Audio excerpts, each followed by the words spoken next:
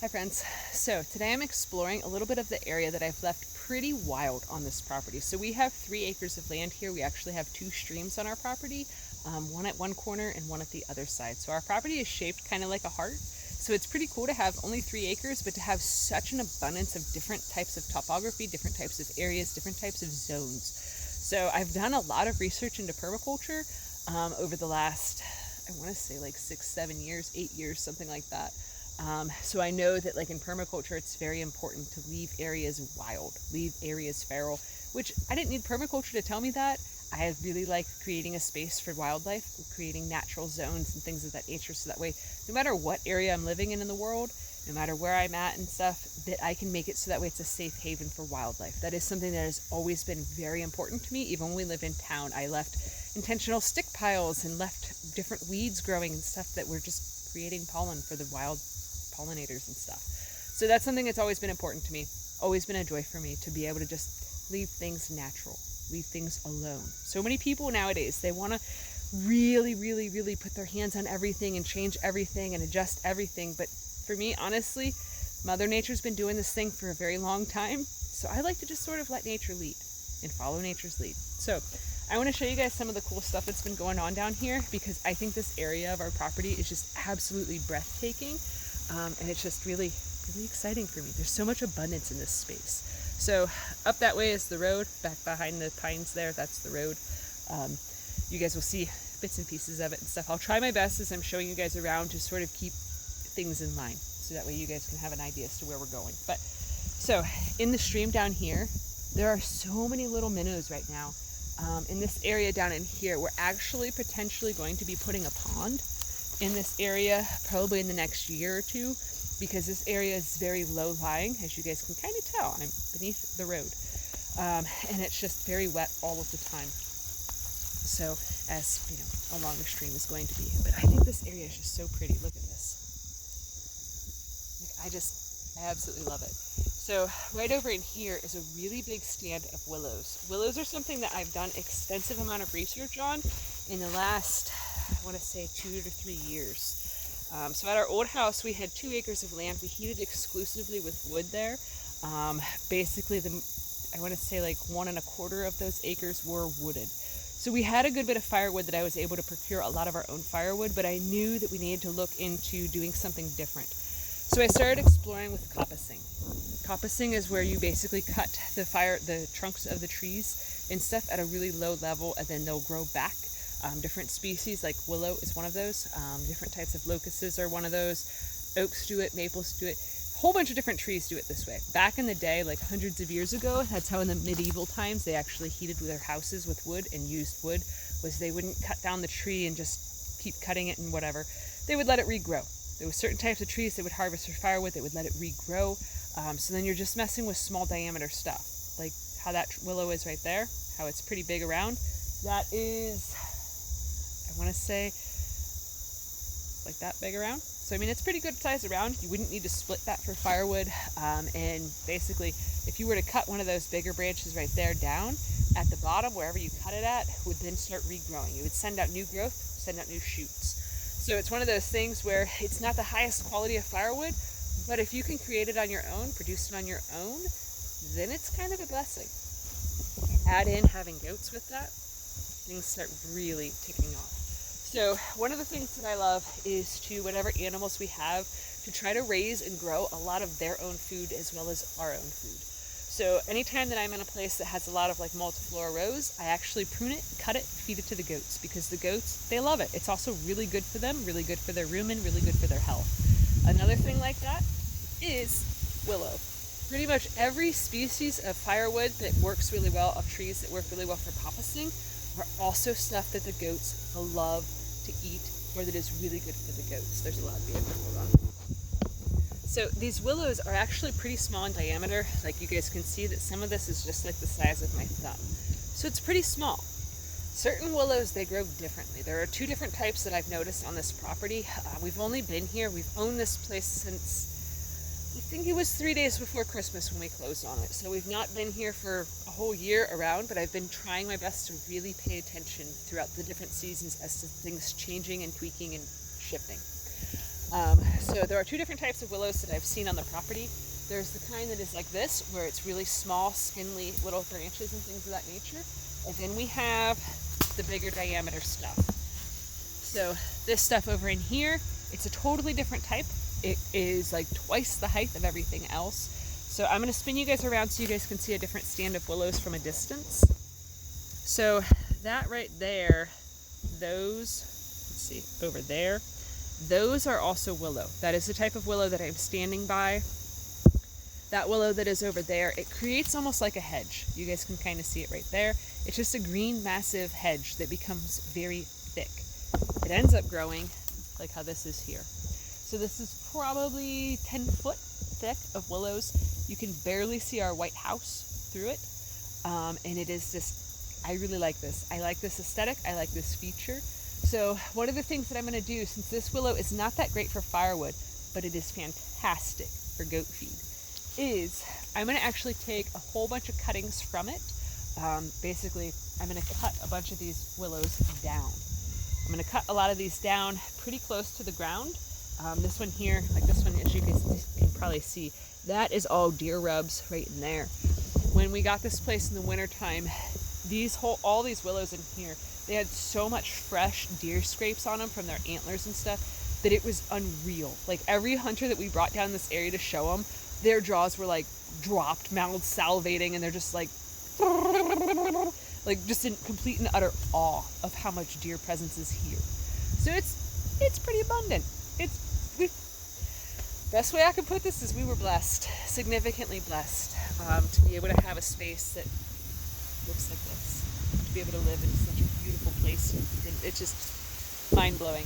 But so I already cut one of these down so that way I can show you guys what it looks like. So this here is the tops of it. I basically just cut a hole. It is probably 15 feet long, and it only has a little bit of greenery up at the top. But the cool thing with willow is, like, if I want more willow to grow anywhere, I just snap off a small branch like this, and I quite literally stick it down to the ground, and it'll start rooting. You can also soak willow branches in water, like a bucket of water, just leave it in there for a couple of days, and it creates its own like rooting hormone. So if you were going to take cuttings of like blueberry bushes or a bunch of different other bushes, plants, fruit trees, things of that nature, you just soak it in with some willow branches, and then it becomes super duper excited to root. It's amazing. Willow is amazing. That's the only way to put it, is it is amazing. Plus I've read too that willow bark, I don't know if it's a specific type of willow, or if it's the types that we have here, it actually has pain relieving properties in it. So I need to do more research on that, because I've not done research on things that we don't have. It's kind of one of those things that if you have an abundance of something, you might as well look it up. You might as well research it and figure it out, so then that way you can do something amazing with it. So it's a bit of a hike getting out of here. I do think in the future this is probably going to be an area that has a pond dug into it, because we have all of this low-lying area over in here that stays really soft, really squishy, and then there's like a 4-foot tall wall right here, like an embankment. So I don't know if this at one point a long time ago was covered in water or what, but it's probably going to be in the future, because it would be really nice to be able to put a small pond on this property to do some fishing at. Plus the stream already has a bunch of minnows in it all the time. Anywhere where there's like a deeper pool, I've actually found fish that were like 4 or 5 inches long in it. So it's basically just begging for an excavator to come in this area and just take a couple scoops, make a nice little pond. I'm gonna lose my little branch. So I'm gonna bring this up so that way you guys can see what my plans are, and then you guys can see the other side of the willows, because it is amazing how just small amounts of willow can change everything. A little bit of better grip. I don't want to lose all my leaves. You guys gotta see this. Hi, Luck. You see that I got some willow for him. I gave him some earlier today, and they just went bananas for it. Hello, my babies. Hello. Come on, guys. Gotta spin you around.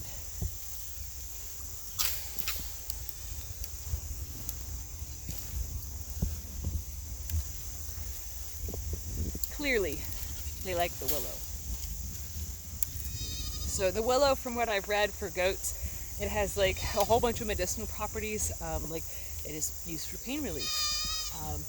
I don't know if they have pain, but it helps with that. It helps their stomachs, helps everything about them basically to become happier, healthier, more balanced. So this is the other side of what those willows look like. So I am up on top of the bank, as you guys can tell, and there is a massive, massive sea of green. So the goats can't see me through there, which is fantastic, because usually when they can see me, they will start yelling and screaming for me to basically just come back. Or Lucky, the really big one right there that looked at me, he sometimes will jump the fence, so I don't want him to ever come over here. But so it's nice whenever you have areas on your property, when you have a small space, it's really important, at least for me it is, to be able to have spaces that you can sort of get away from everything else. So you can have peace, you can have quiet, you can disconnect, and feel like you're no longer on your own property, because that's something that's important. But so now I'm going to show you guys. Right over there is that bigger willow that we were at earlier. So this whole area in here, it ends up, every time we get a good rain or anything of the sort like that, this fills up with water. There's usually standing water in here, but whenever it's dry, the deer like to bed down in here. So it's pretty exciting. I really like it down in here, and the goats think it's great. So yeah, what I want to end up doing is I want to take a bunch of cuttings of this bush style of willow, take a bunch of cuttings of it, and actually stick them in the ground right along this fence line here. So then that way, along the road there's privacy from the road. So, and then once we get down this way over in here where it dips down, the property dips down more, I want to take cuttings from the taller willows, which I cannot see in the reflection of the camera. I can tell if you guys can see this or not. But that right there, that's that taller willow, that bigger willow that I had shown you guys. Oh, hello, Iris. I don't have any more, girlfriend. You gotta go eat with everybody else. Gotta eat with everybody else. But so that taller willow, that's gonna be more suitable for firewood. So I'm gonna end up taking cuttings from that probably tomorrow. I'll take some small cuttings. I don't have to cut down any of the big stuff because there's smaller ones that are right over there that I can just yank off some of them little twigs. And then I'm gonna actually, everywhere that there's a fence post here, I'm going to plant one. Every single fence post area there. So in that way, it can grow up to work for firewood, but then also whenever I cut it for wood, I can then also take prunings and cuttings and things of that nature and literally just set them over the fence. So willow is one of those things too that will also help. I gotta watch because this grass is really tall over in here. Oh, this is pretty. Hold on. I think this ironweed over in here, the color of it is just so pretty. There's so many bees.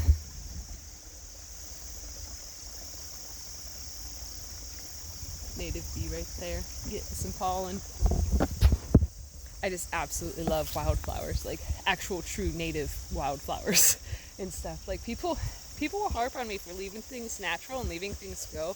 But honestly, like you can spend a whole bunch of money buying flower seeds, or you can just leave things go for a little while to see what naturally is going to grow on your property, what naturally is there for the animals and the climate and the bugs that are already there. Kind of a big brain thing to just follow Mother Nature's lead. But so yeah, I'm gonna cut a whole bunch of cuttings off of the little willow there that's gonna end up forming basically, essentially, fence line. All of the willows will be planted along the T-posts. I have seeds for honey locust, thornless honey locust, which those are another coppicing species for firewood. The goats can also eat that. And then I also have seeds for Osage orange that I'm going to be starting in the fall as well. So in that way, it's going to go on the T-post, so where there's going to be willow, and then in between will be one orange, and then on the next one will be a locust. So the locusts are nitrogen fixers, which is probably a lot of big brain stuff for some people, but you want to have nitrogen fixers because that will basically make it so that way they'll serve as like a living fertilizer for the trees that are around them.